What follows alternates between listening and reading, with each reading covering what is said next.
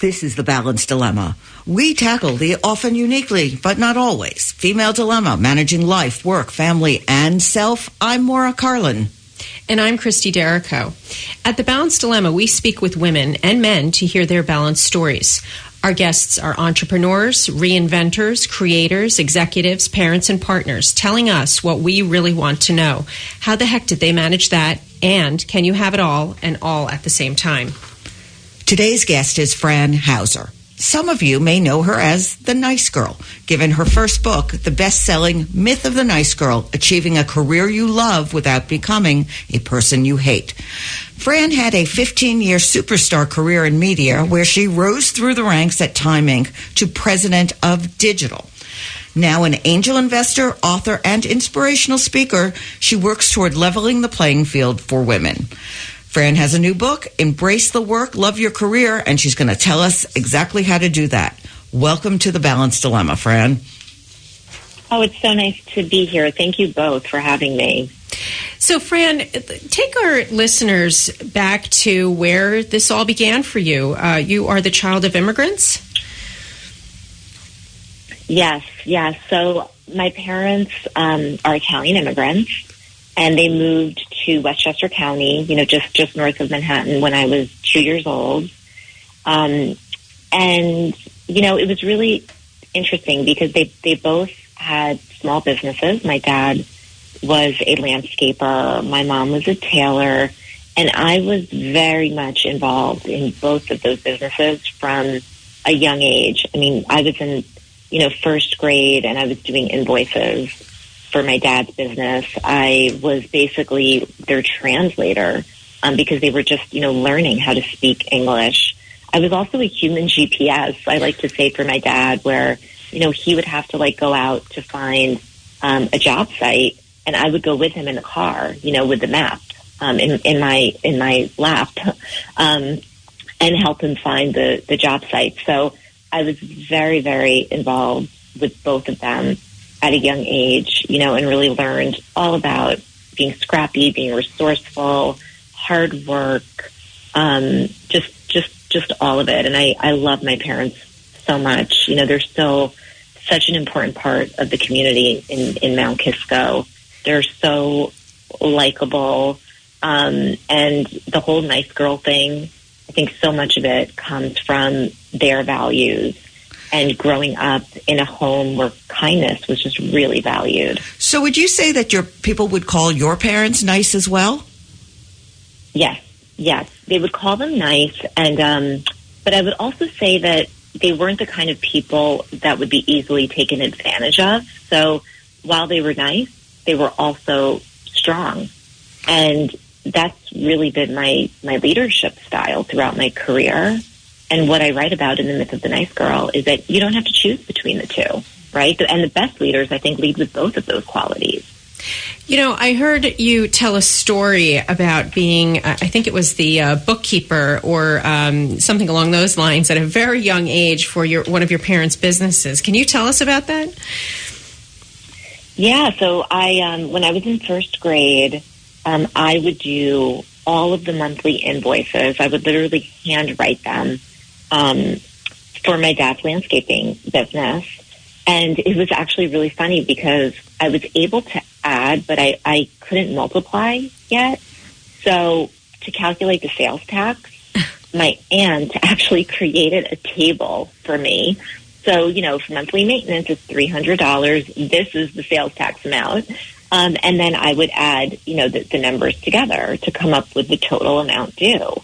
And I was literally doing this when I was, 7 years old. And do you think those skills that you absorbed through this osmosis of watching your parents helped you in your professional career and your life as an angel investor and an author? How so? Well, definitely, because I think that just from a very young age, I learned a lot about the basics of business, even just cash flow, like cash coming in and cash going out. I learned a lot about, the importance of relationships in business. Because I went to work with my mom, at her tailoring shop, and I would go visit different job sites with my dad, I would watch them interact with clients. And I learned a lot about, just even the importance of nonverbal cues, because their English was so broken that, I just remember like watching my dad, how like his eyes, like there was always like a glint in his eyes, and he would always maintain eye contact, and how he would like put his hand on his client's shoulder and like give a little laugh, or, there was just this like warmth that came out of him, and he was so magnetic. And so I think I learned a lot about all of that, how to communicate, how to relate, how to be empathetic, but even just like the basics of business. So given what you knew about business, was it a given that you would go on to further your education? So because my parents were immigrants, and, I was the first in my family to go to college, I was very confused, I would say, when I went to college, because I didn't have a lot of mentoring. My parents didn't have like the kind of network that could be helpful to me. And frankly, my parents themselves were at a loss because they hadn't been through the college experience. So it really did fall on me, and I'm the oldest of four. So it really fell on me to figure out school, to figure out my major. Look, I did end up majoring in public accounting and business. And I think really the reason for that was because that's what I had done my whole life. It's what I knew. Did you have a career plan? Yeah. Did you have a career plan? No, I did not. I definitely did not have a career plan in college. I really feel like I was just kind of focused on, doing well in college and then getting a first job in public accounting. Back then it was like the big 8 firms. So that was really that's all that I was focused on, really. I wasn't focused on like future chapters of my career. And look, that's the biggest thing that I've learned is, many of us will have many chapters to our career. And sometimes I think college students put so much pressure on themselves to have it all figured out by the time they graduate, versus really just focusing on, okay, this is my first chapter, and let me learn as much as I can and meet, really great people and develop relationships. It's interesting that you were thinking of going into accounting. Many first generation go into things like medicine, law, accounting. Now, your career path took you away from accounting. So tell us about your career in, I think it was publishing, correct? Yes. Yeah. So I did start out in public accounting. I did 4 years of that. And then I went to work for one of my clients, for Coca-Cola Enterprises, still in finance and accounting. And I was there for, I think, 4 or 5 years.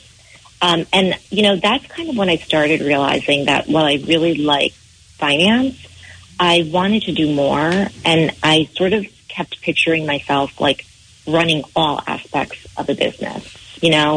That was something that I really wanted to do. You mean you wanted your own business like your parents?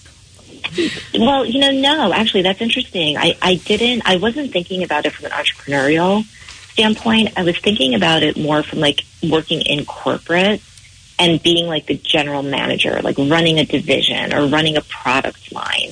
But, being able to have oversight of things like sales and marketing and operations and technology, really broadening the work that I was doing. So how did you find your way to People magazine? So I ended up taking a call from a recruiter when I was at Coca-Cola. Movie phone back then. You guys remember movie phone? We sure do. 1-800 movie. Well, yes, 1-800-777-film and Mr. Movie Phone and that iconic voice. And so they were looking for the early stage company, and they were looking for an SVP of finance and administration. And I took the call just because I thought, this is interesting. Like right now it's a phone service, but they're migrating over to the internet. The internet was just getting going. So I took the meeting with the founders, and basically what I talked to them about was this wish that I had, this desire of, yes, great, I'll do finance, but I want to do more. And on that, Fran, we're going to stop you.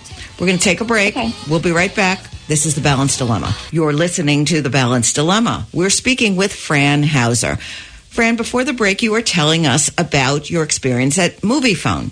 Can you finish that story? Yeah, so I ended up going to work there, which was an incredible experience. And then MoviePhone was acquired by AOL.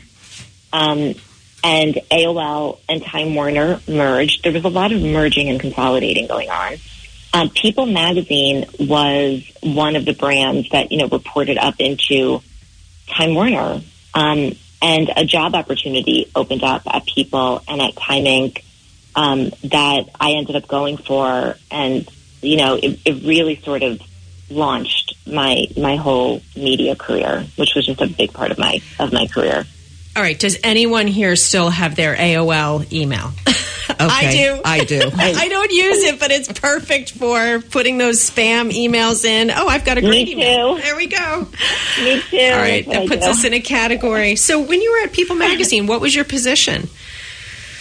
I was president of digital. So I was responsible for expanding People Magazine's digital presence. So, the website, iPhone, iPad, any digital manifestation of it. So it was a really fun job. And I really got to launch that, especially people.com. I really got to launch that business, and it became the largest media website in the world and one of the most profitable businesses at Time Inc.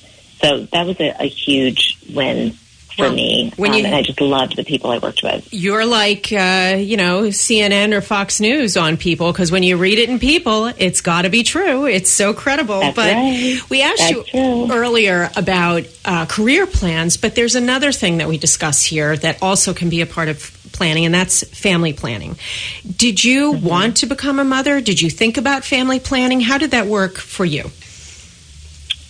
Yes, I did want to become a mother. It was a very difficult journey for my husband and me. Lots of IVF rounds and miscarriages, and we ultimately ended up creating our family through adoption. We adopted both of our boys at birth. They're 9 and 11 now. They're amazing. They're just really incredible human beings. And we just, feel so blessed that they found their way to us. And how did that work with regard to work? Were they receptive to your family ambitions, or was it something that you had to keep to yourself? What was the climate like in the workforce? Yeah, I would say definitely receptive. There were a lot of moms at People Magazine and at Time Inc. I think the hardest part for me was just when I came back, after my first maternity leave. I felt very vulnerable, and I felt like I needed to say yes to everything to show that I could still do it all.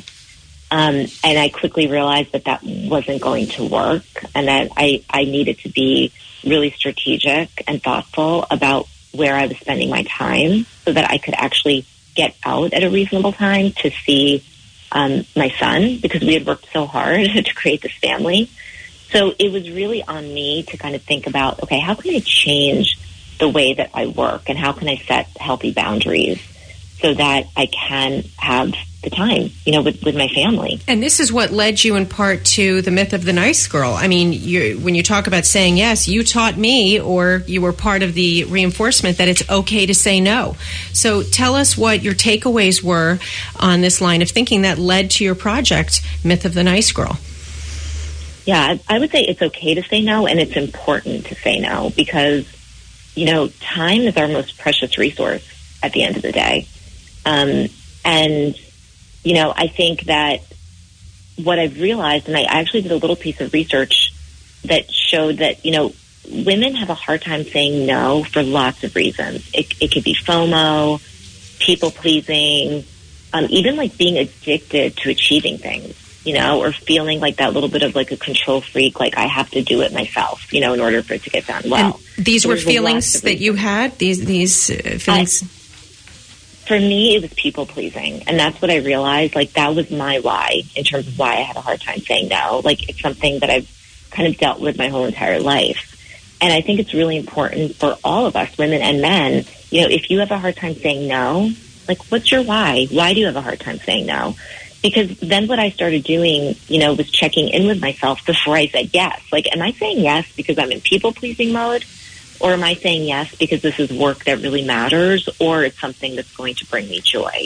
And this topic I felt was important enough that it got a whole chapter in the myth of the nice girl. And did these feelings, these conclusions that you developed, did these start to percolate after you came back from maternity leave, or was this something you were developing before that? I have to say it was after. It was definitely after my maternity leave because, before my maternity leave, I loved my job so much that I had no problem staying there really late and getting work done. Like, I really enjoyed it. I enjoyed collaborating with my team. I loved the products that we were building, the consumers that we were serving. Like, it brought me so much joy. But then when I came back from my maternity leave, it was really important to me that I get out by 6 o'clock, so that I could see the kids. So it was just a really big shift. So there was a change in you as an employee. Did you change as an employer because you had a lot of people reporting to you? Yes, I did change as an employer. I changed the way that I interacted. I had 8 direct reports at the time. And for example, one of the things that I was doing with them prior was I had a one-on-one meeting with each of them for an hour every single week. And what I was finding was those meetings weren't really all that productive. They were just going through their to-do list with me. And I decided to stop those and instead do one group meeting once a week with all of them. And then what I said to them was, look, if you have a really big opportunity that you want to talk to me about or a big obstacle, get on my calendar for 20 minutes and we'll focus on that one thing and be really productive. I think that was a big shift for me. Looking back or looking forward, do you think that there is a right time career-wise for women to start a family? Look, I think it's very, very, very personal. It's a very personal decision. I look at my sister who had her family very young. She was in her 20s. And I look at her now and I'm like, oh my gosh, all of her kids are out of the house. And, she's really full in on her career again. And that really worked for her. For me, I created my family later. I think it's a very personal decision. You're listening to The Balanced Dilemma. We're speaking with Fran Hauser. Fran, tell us about your pivot out of corporate world to angel investing, because motherhood kind of pushed you there. Yes, it definitely was one of the factors for sure. So when I was at Time Inc., and I'd been there for 8 years, and truthfully, I was starting to get that itch of wanting to do something different. And what I realized was that the part of my job that I really loved the most was meeting with startup founders, because we were always trying to figure out ways to partner with them. And I started getting to know founders and investors and that whole ecosystem. And I started investing while I was at Time Inc. It's sort of a side hustle. And realized that I really liked it. I really enjoyed doing it.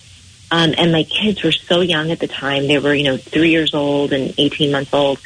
And it sort of struck me that wow, I could go and do this. I could focus on investing, build my own practice.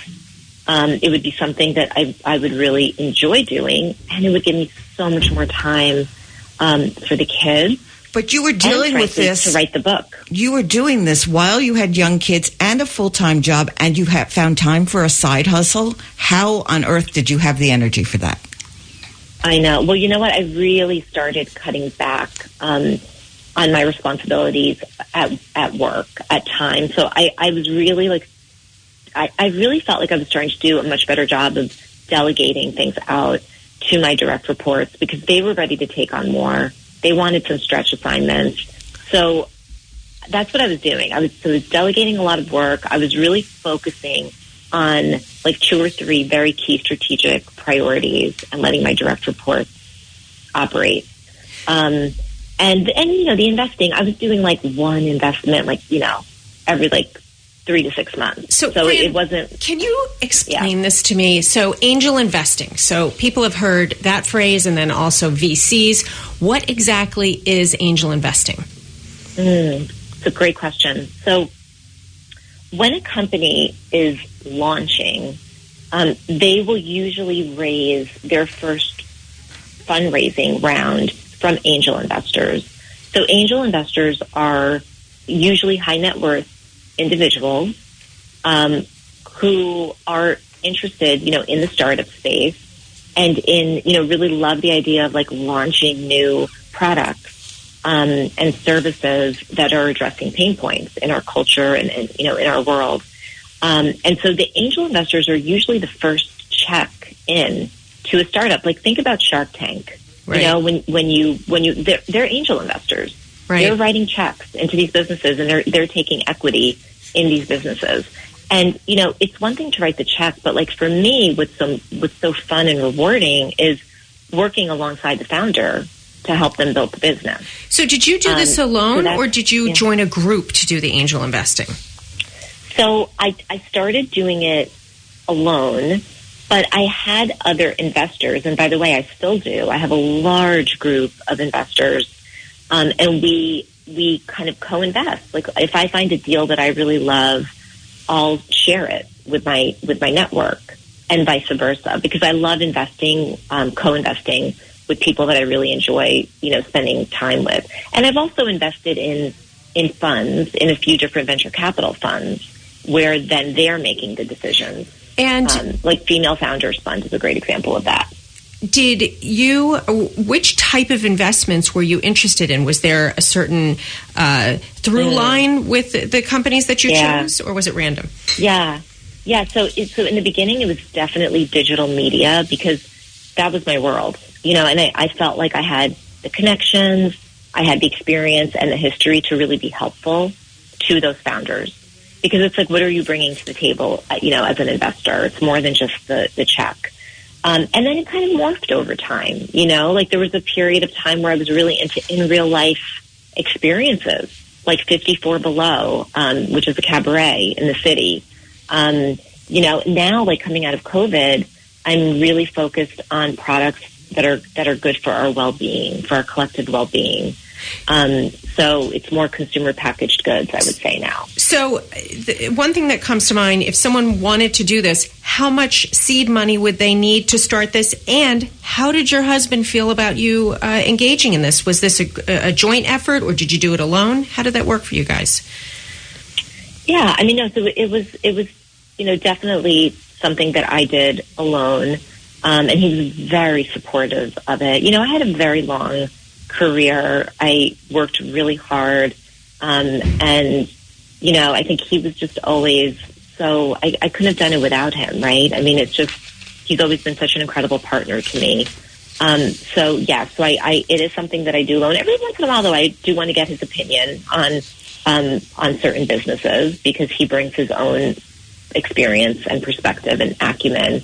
But in terms of the amount, like the check size, it really depends. It could be, you might be writing, a $25,000 check, $50,000, $100,000. There are now vehicles where you could write smaller checks, like $5,000 or even $2,500, if you want to just kind of dip your toe in the water. And I've been running some of those actually for companies. They're called SPVs, where I'll pool investors. Yeah, so it's a special purpose vehicle that I will create for a founder, and basically I'll bring in, like I just brought in like 30 investors that wrote smaller checks, $2,500 checks, $5,000 checks. So it's just, it makes investing so much more accessible. Right, for people that are interested. Get used to it and see what it's about. So, Fran, in addition to all of this career success, you're an author, and your second book is now out called Embrace the Work. Tell us what that's really for and about. Yes. So I came up with the idea for this book. It's Embrace the Work, Love Your Career. And I came up with the idea really just about a year ago, when I noticed that, women were leaving the workforce in droves. There were millions of women that were just feeling unfulfilled in their careers and questioning their purpose. And then, frankly, I was just hearing from so many of my friends and colleagues who were just really struggling with their career purpose, struggling with their day-to-day work. And I wanted to do something to help. And that's really what led to Embrace the Work, Love Your Career. It is a workbook. Tell us what you expect women to do. And is it, I guess I should ask first, is it targeted to women or to anyone? It is targeted to women, but, men have read it as well and have had really positive things to say about it. But it really is targeted, at women who are feeling stuck in their career, who are feeling, unfulfilled, who are just sort of wondering, should I stay? Should I go? And I really wanted the book to feel light and joyful and beautiful because we're all carrying so much weight right now. And so it was important to me that it is, if you go through it, it's 4-color. There's these beautiful illustrations, affirmations. There are even coloring breaks at the end of each section. Well, let's make this clear. People don't understand. Coloring is actually a recommended therapeutic modality, correct? Is that why you incorporated it? Yes. Well, because I feel like we don't pause enough. Just pause and just, so that's why I have the coloring breaks and the meditations at the end of each chapter. We were struck by your create a to-don't list. Yes. Please talk about that. What is a to-don't list? I know. It's basically, so a to-don't list is a list of things that you have chosen to not focus on for a certain period of time. It doesn't have to be for forever. It could be for the next month. It could be for while I was writing my book, I decided that I was not going to take founder pitches and meetings, that I was really going to focus on writing the book. So that was on my to-don't list. You're listening to The Balanced Dilemma, and we're speaking with Fran Hauser. Maura, I wanted to let our guests know where to find us. They can go to thebalanceddilemma.com where they can listen to old episodes and sign up for our newsletter, find show announcements, show notes, resources, and further reading. They can also rate us and find us on social media at the Balanced Dilemma Podcast on Facebook and LinkedIn. Podcast episodes are also available for listening anywhere you listen to your podcasts, including Apple, iTunes, Google, and Spotify. And don't forget to share us, rate us, and pass your favorite episodes on to friends. So, Fran, I want to get back to this to-don't list. And so for you to finish your book, you took time out, and one of the things you mentioned was you didn't take any pitches for this angel investing. But I presume there's other things you did to kind of focus your time, and this is what you called it to-don't list. So tell us how you did that. Yeah, so for me, what I like to do every once in a while is actually go through my to-do list, which, we all have these very long to-do lists. And I like to be very intentional as I review each task to just think about, okay, is this something that is really going to move the needle for me at work? Is it aligned with my priorities? Or frankly, is it just something that's going to bring me joy and I want to do it? But I do this closet cleanse of my to-do list. And I decide, there might be a handful of things that are just not things that I want to be focusing on right now that I will move to my to-don't list.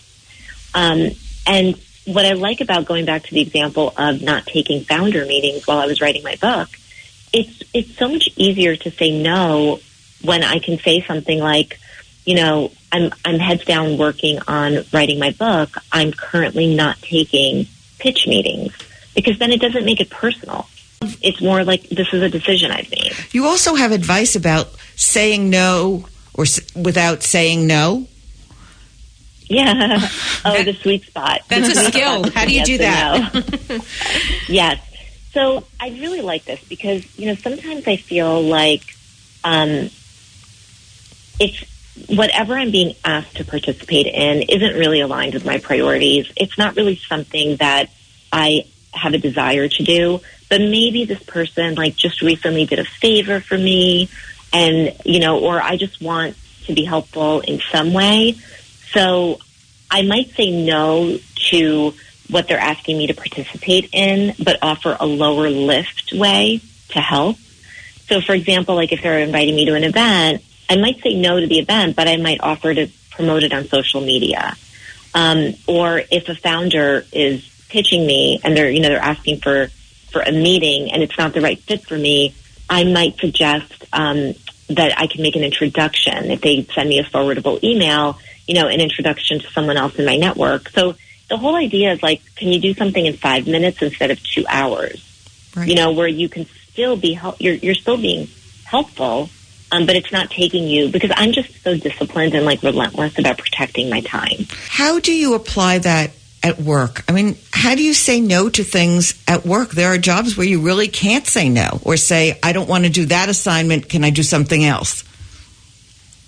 Well, I do think that, I always encourage people, if you have a full plate at work and you're being asked to do more, I think it's really important to have a conversation with your manager about that, because certainly you can take on more, but something is going to have to give, and I think it's a conversation around priorities, because you want to make sure that you're working on things that are aligned with what your priorities are and what success looks like for you as an employee 3 months down the road, 6 months down the road, a year down the road. So really like open and honest communication with your manager, I think is really critical, as opposed to just saying yes, yes, yes, yes, yes to everything that comes your way, because then you're going to have this overflowing plate and you're not going to feel good about things and you're going to start feeling resentful. I heard you on another podcast advise people to get out of autopilot mode. What did you mean by that?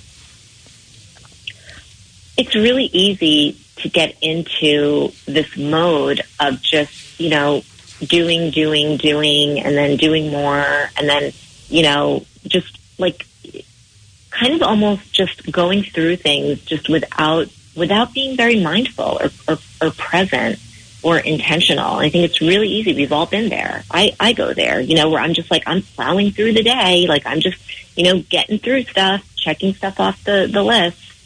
And I think that's really one of the biggest, my biggest wishes for this book, for Embrace the Work, Love Your Career, is that my hope is that it really does give women the tools to get out of autopilot mode and to stop and pause and reflect, like really reflect on what's energizing you at work and what's draining you. And can you figure out a way to do more of what's energizing you and less of what's draining you? And Fran, I think it's really important to do that. Wouldn't you agree that lesson that you're giving, it doesn't just apply to your day job. It can be everything in your life. What's draining you and what's fulfilling you. Did you create... So go ahead and finish, and I have a question when you're done. I was just going to say, like, you just made me think of this, like, even, like, relationships, personal relationships, right? Like, what's feeding you and what's draining you? Right. Coming out of pandemic, I was like, I have to tell you, I really took a minute to write down on a piece of paper the people who I really missed being with in person during the pandemic. And I made a commitment to myself that I was going to prioritize those people, that I was going to make sure that I call them on the phone, that I see them in person, because those are the people that make me feel so good. When I leave a conversation with them or an interaction with them, I feel full. And that's how we should feel, right? That's how we should feel, whether it's work or personal, and being really in tune with that and taking the time to be in tune with it is important. It reminds me of the article, I'm sure you've read at The Tail End, and that's really what it advocates. That's a great piece. And I was curious, these these tips that you've created, some of them almost feel therapeutic or something that's an outgrowth. I mean, you're using phrases like mindfulness. Did you also rely upon therapeutic modalities to create these tools? Well, I've personally benefited from working with, different therapists over the years, different executive coaches, mentors. And I definitely. This is such a good question because when I think back to it, I definitely did think about, like, when I'm with my therapist, for example, right? Her job is really to ask questions. She asks really great questions. And if you notice in the book, it's a lot of that. It's a lot of me asking questions that will help you do the reflecting and the analyzing and the wondering. And so, yes, definitely, and I think that's why, too, like with the meditations, the coloring breaks, they're all therapeutic modalities. So the book is a very unique career advice book because it does have this more holistic thread and feel to it. On the more, I don't know what you call it, practical or pedantic career advice, let's talk networking and the importance of it. Yeah. And I believe you believe in the importance of connection, but women have trouble networking. Squeezing it in. Well, there's the time element, but there's also, it can be uncomfortable. How do we get around that? Yeah, it's so important to prioritize it. I remember, being at Time Inc., and I was in a conversation with Pat Crucial, who was a very senior leader in the organization. And I asked her, what were the things that made her successful in her career? And the first thing she talked about was that she had prioritized networking and that she would do 2 networking meetings every single day. Wow. And I remember my jaw dropping, but realizing that, oh gosh, I need to take this seriously because I hadn't prioritized it in my career. And I decided I was going to set aside an hour every week to meet someone new. And I thought, this could be great. There's like 50 new people, over the course of the year. That's a lot of people. And so I made that commitment. And I also made the commitment that if I'm not meeting someone, I'm going to take that time to go on LinkedIn, to do a little bit of research on like people who I want to meet, put together that target list. So, and this was the other thing that was really important. You need a why. Like for me, it was that I had so many people in my network that looked and sounded like me. We were all in media. I was really interested in technology. I was really interested in nonprofit world. So I decided that I was going to focus on those 2 sectors, and I wanted to meet more people in those 2 sectors. So having a why, setting the time on your calendar, really prioritizing it. And then I know sometimes it can feel a little like icky or uncomfortable. So my biggest advice there is just think about it as you're creating a relationship. It's a relationship. It's human connection. It's sort of like, what's your overall why for building out your network? Got it. Fran, it's been a pleasure talking to you. Thank you for joining us. I'm Maura Carlin. And I'm Christie Derrico. The book is Embrace Your Work.